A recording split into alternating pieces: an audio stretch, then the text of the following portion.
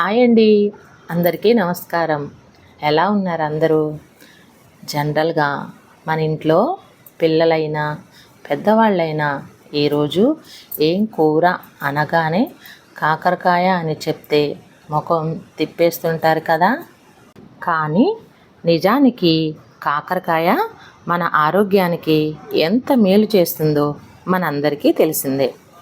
అందుకే ఈరోజు కాకరకాయ చేదు అస్సలు తెలియకుండా ఒక్కసారి చేసుకుంటే నెల రోజుల పాటు హ్యాపీగా తినేలా తీపి, పులుపు, కారం, ఉప్పు కలబోసిన అద్భుతమైన కాకరకాయ పచ్చడిని నా శైలిలో మీకు చూపించబోతున్నాను. ఈ పద్ధతిలో చేస్తే కాకరకాయ తినని వాళ్ళు కూడా ప్లేట్ ఖాళీ చేసేస్తారండి. మనసు పెట్టి ఎలా చేసుకోవాలో చూద్దాం. నా వీడియోని చివరి వరకు స్కిప్ చేయకుండా చూడండి.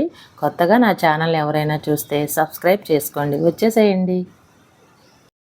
ముందుగా కాకరకాయలను శుభ్రంగా కడిగి తడి లేకుండా ఆరబెట్టుకోవాలన్నమాట. వాటిల్ని నీట్గా సన్నని చక్రాల మాదిరిలో ఒకే సైజులో కట్ చేసుకోవాలి. అలాగే వీటికి తోడు ఉల్లిగడ్డలు కూడా ఒక 3-4 ఉల్లిగడ్డలు తీసుకొని అవి కూడా సన్నగా కట్ చేసుకోవాలి. అంటే మనం ప్రిపేరింగ్కి ముందు ఇవన్నీ కూడా చేసి పక్కన పెట్టుకోవాలన్నమాట. ఈ వీడియోలో ఎలా చేస్తున్నాను, ఏమేమి ఇంగ్రీడియంట్స్ వాడుతున్నాను అనేది మీరు స్క్రిప్ట్ చేయకుండా చూస్తేనే అర్థమవుతుందండి. చేదు ఎక్కడా తగలకుండా తయారు చేసి చూపిస్తాను. ఇప్పుడు స్టవ్ మీద ఒక మందపాటి కళాయి పెట్టుకొని అందులో ఒక 1/4 kg వరకు ఆయిల్ వేసుకొని వేడి చేయాలి. వేడైన ఆయిల్లో కాకరకాయ ముక్కలని కాసినన్ని వేసుకొని దోరగా వేయించాలి. ఇక్కడ చిన్న రహస్యం ఏంటంటే కాకరకాయ ముక్కలు నూనెలు ఎంత బాగా వేగితే పచ్చడికి అంత రుచి వస్తుంది. మంచి దోరగా వేయించుకోవాలి. ఈ చింతపండు గుజ్జు మనము పులిహోర చేసుకోవటానికి ఎలా అయితే ఉడకబెట్టి రెడీ చేసుకుంటామో అలా తయారు చేసుకున్నాను అనమాట. ఇది ఒక 100 గ్రాములు చింతపండును నానబెట్టి ఉడకబెట్టి గుజ్జుగా తీసాను. ఇవి ఎల్లిపాయలు వచ్చేసి 200 గ్రాముల వరకు పడతాయండి. ఇప్పుడు ఇలా వేగిన తర్వాత వీటిని తీసుకోవాలండి. అంటే ఇక్కడ మీరు అనుకోవచ్చు ఇవి బాగా క్రిస్పీగా వేగలేదు కదా అని.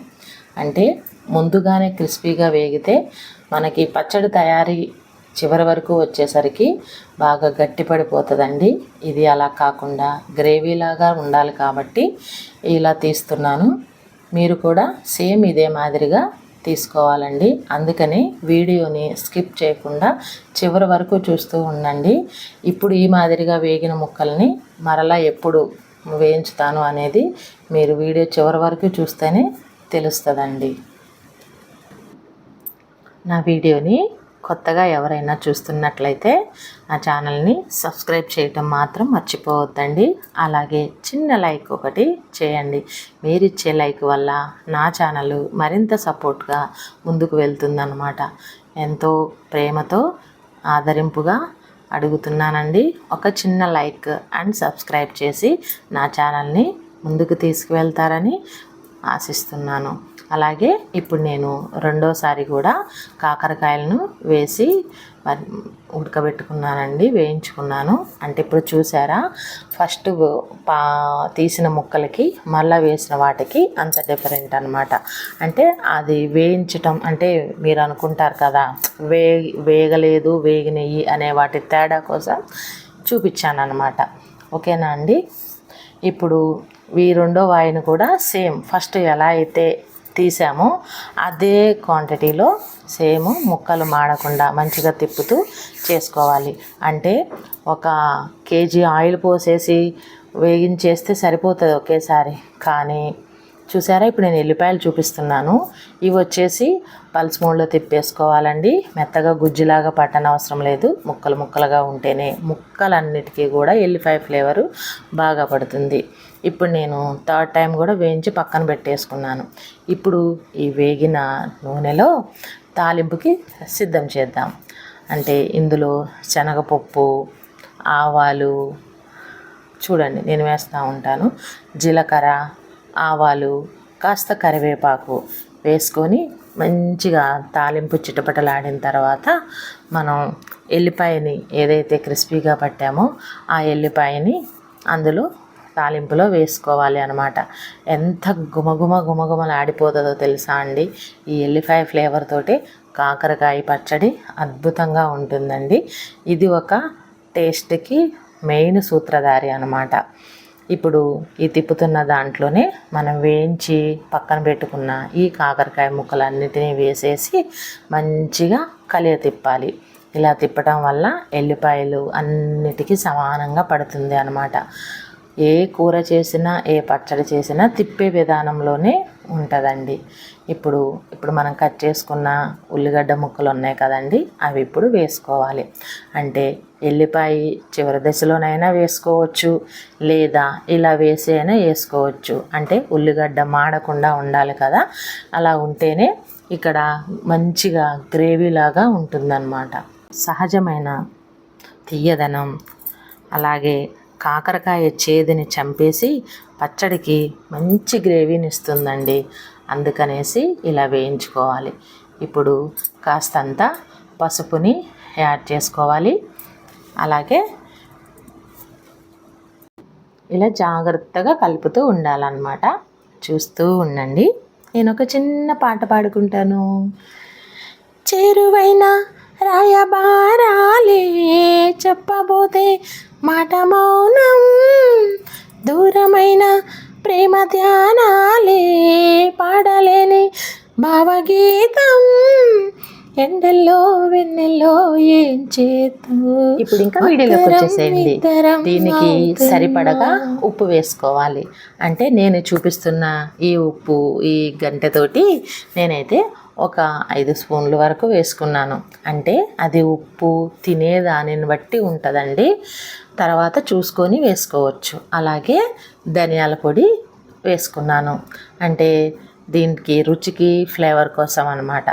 ఇంకా దీంతోపాటు గరం మసాలా కొంచెం అంత, అంటే ధనియాలు, దాల్చిన చెక్క, లవంగాలు, యాలకులు కలిపి కొట్టిన పొడి, అలాగే కాస్త ఇంగువ వేసుకొని అన్నీ మొత్తం ముక్కలకి పట్టేలాగా నీట్గా తిప్పుకోవాలన్నమాట. ఎందుకంటే ముక్క ఎక్కడ కొంచెం కూడా అడుగంటకూడదన్నమాట. అంటే మీరు అనుకోవచ్చు బాగా ఆయిల్ పోయలేదు అని. ఎందుకంటే ఈ రోజుల్లో ఎక్కువగా ఆయిల్ తినకూడదు కాబట్టి నేను చాలా జాగ్రత్తగా చూసి వాడతానన్నమాట. అంటే ఎక్కువగా మిగిలిపోతే ఈ ఆయిల్ అనేది చేదైపోతుంది, వేరే కర్రీస్కి వాడలేం కదా, అందుకని చెప్పేసి నేను కొంచెం తక్కువగా తీసుకుంటాను. అందుకని జాగ్రత్తగా దగ్గరుండి చేసుకోవాలన్నమాట. ఒకసారి మధ్యలో మూత పెట్టేసి సన్నని మంట మీద వేయించుకోవాలి. ఇప్పుడు దీంట్లో చింతపండు గుజ్జు తయారు చేశాం కదా, ఆ గుజ్జునంతటిని వేసేసుకోవాలి. అంటే అవి వెల్లిపాయలండి, మీరు మళ్ళీ వేరేగా అనుకోవద్దు. అందులో వెల్లిపాయ ముక్కలు పడ్డాయన్నమాట. ఈ గుజ్జుని ముక్కలన్నిటికీ సమానంగా పట్టేలాగా తిప్పాలన్నమాట. ఇప్పుడు ఘాటుకి సరిపడా కారం వేసి మంచిగా తిప్పుకోవాలన్నమాట. అంటే ఉప్పు కారాలు మీ టేస్ట్లను బట్టి ఘాటు ఒక్కొక్కళ్ళు తక్కువ తింటారు, ఒక్కొక్కళ్ళు ఎక్కువ తింటారు. కాకరకాయ కాస్త ఎక్కువగానే పడుతుంది. నేనైతే ఒక 5 స్పూన్ల వరకు అయితే వేసుకున్నాను. ఒకసారిగా ఫైనల్గా టేస్ట్ చేసుకొని ఏమన్నా ఉప్పు కారాలు యాడ్ చేసుకోవాలి. నేనైతే కాస్త ఉప్పు కాస్త కారము యాడ్ చేసుకున్నాను. ఓకేనా అండి. ఇలా తయారు చేసుకున్న తర్వాత దీంట్లో లాస్ట్ టచ్అప్కి కాస్తంత బెల్లాన్ని తురిమి వేసుకోవాలి. చింతపండు పులుపు, బెల్లం తీయదనం, కారపు ఘాటు, కాకరకాయ స్వల్ప చేదు, ఈ 4 కలిస్తే వచ్చే ఆ రుచే వేరండి. వంటంటే కేవలం కడుపు నింపటమే కాదు, ఇలాంటి చిన్న చిన్న కాంబినేషన్లతో మన వాళ్ళ మనసు నింపటమే కదా. మన గుమగుమలాడే కాకరకాయ పచ్చడి రెడీ అయిపోయినట్లే. ఇది చల్లారాక గాజు సీసాలో దాచుకుంటే నెల రోజులు హ్యాపీగా ఉంటుంది. వేడివేడి అన్నంలో కాస్త నెయ్యి వేసి పచ్చడి కలుపుకొని తింటే అబ్బా, ఆ తృప్తి వర్ణించలేనిది. మీ ఇంట్లోళ్ళకి ఒక్కసారి ఇలా చేసి తినిపించండి. కాకరకాయ అంటే పడిపోతారు.